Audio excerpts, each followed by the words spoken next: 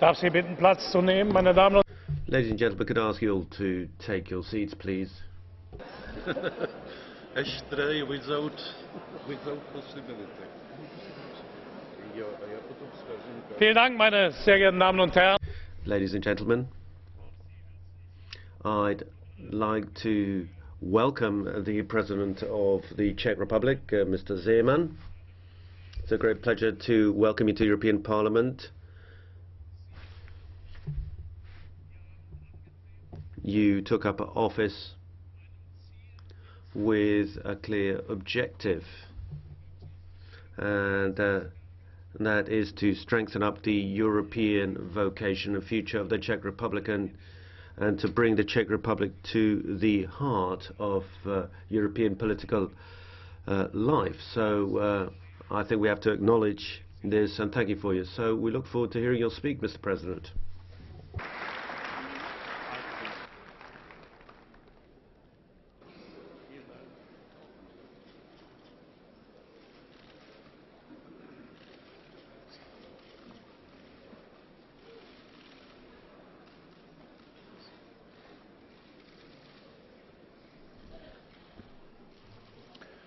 Mr. President, dear colleagues, ladies and gentlemen, every politician who speaks in European Parliament expresses tacitly or openly his European dream. And let me follow this good tradition. But at first, I want to tell you what is not my European dream. Because I was inspired by a well-known Polish philosopher, Leszek Kolakowski, who has had a lecture under the title, "What is the Socialism?" I guess in 1957. And he started saying, "Comrades, I was asked to tell you what is the socialism. Very well. But at first, I'll tell you what is not the socialism. Socialism, comrades, are not the murders of political opponents. Socialism are not concentration camps. Socialism are not political prisoners. Socialism is not censorship." And in such a style, he continued for more than half of an hour.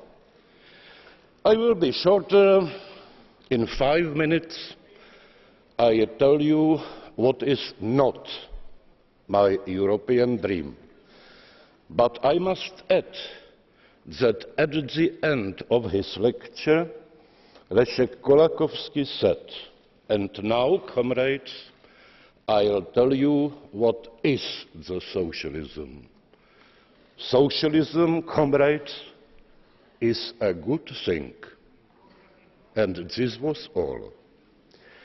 So, in 5 minutes, I will tell you what is not my European dream. My European dream does not include the crazy movement of European Parliament from Strasbourg to Brussels and contrariwise. My European dream doesn't include the nonsense directive, like, for instance, directive about light economy safety bulbs. I have one of them in my cottage, and it looks like in the cemetery or in a mortuary, so I speak from my own experience. The European dream does not include the Brussels so-called European architecture, which sometimes looks like an amplified bootbox. And more than that, my European dream does not include the stake in the center of European Commission, which looks like a bubble bomb and tastes like a bubble bomb. So this is also my own experience. So this is not my European dream. And now I will tell you what is my European dream. And I shall start with quotation of another philosopher, Czech philosopher Václav Bělohradský, who said, European citizenship is a cultural choice. And I agree with him, because we all were born somewhere, and it is not our merit. But the cultural choice for European membership, citizenship, is from our own free will. And it is valid and useful mainly in a complicated situation like this. And let us define what does it mean. At first, culture is more than cold economic calculation comparing the losses and the benefits. Culture is a set of the rules, common rules of behavior. And what we need in an integration process is to start with common rules, or equal rules, if you wish, not with the equal levels. What is the difference? The common rule is, for instance, the relationship between minimum wage and average wage. But the wage depends on productivity of labor. It is level, not rule, and cannot be regulated by common principles. And what we need are such common rules in many, many areas of European policy. Let's start with foreign policy. Still, there is valid and ironic question of Henry Kissinger. What's the phone number of Europe? And still there is no common foreign policy in the European Union. As for the so-called soft policy, I must say critically that sometimes it reminds me the repetition of appeasement since the 30s. But in order not to have only soft policy, we need common defense policy. We have 28 armies which are not fully compatible, and common European army, and it is a long-term dream, would be cheaper and more effective. What we need is common fiscal policy, harmonization of taxation. And I am very happy to tell you that Czech Republic adopted the fiscal pact, and I am a strong supporter of euro in the horizon as soon as possible, because those people who criticize euro have something which I call the fear from unknown. And I think that euro has been a stabilizing factor for economic development. But more than that, we need common rules in social politics, starting with European Social Charter.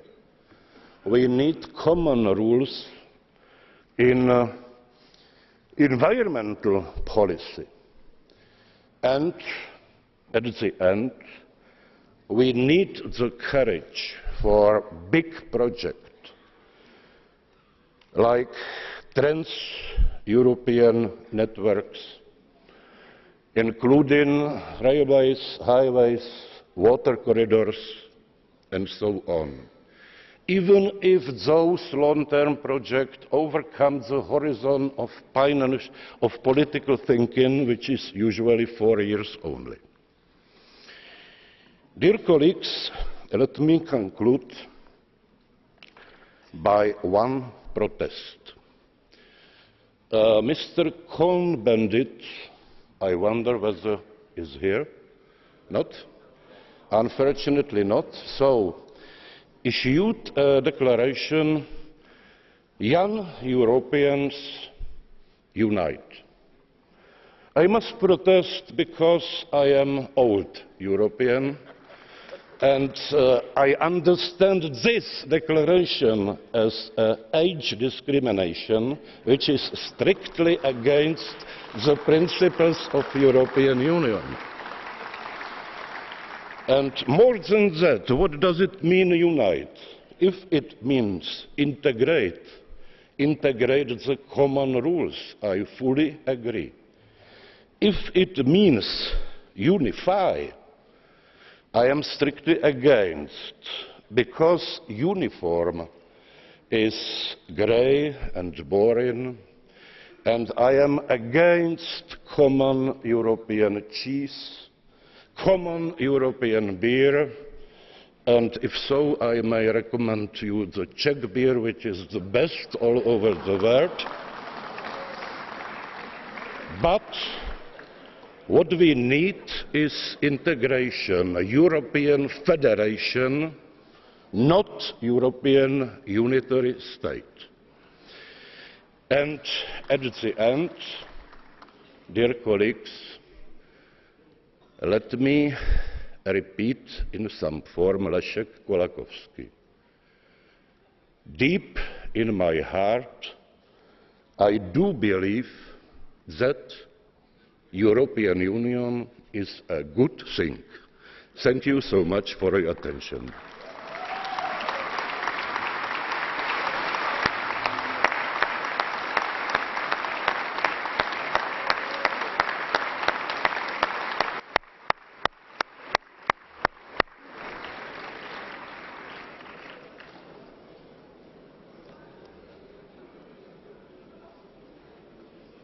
By the way, I spoke English in order to reduce your expenses for interpreters and for translation. Yes.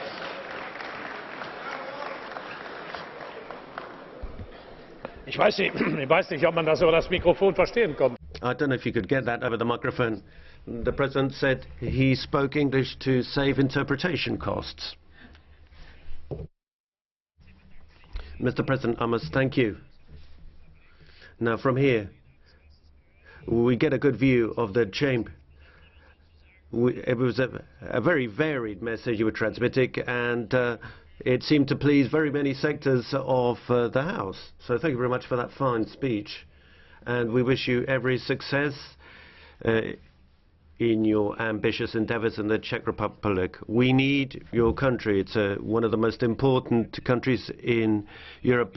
It's of critical importance. It's a pro-European country.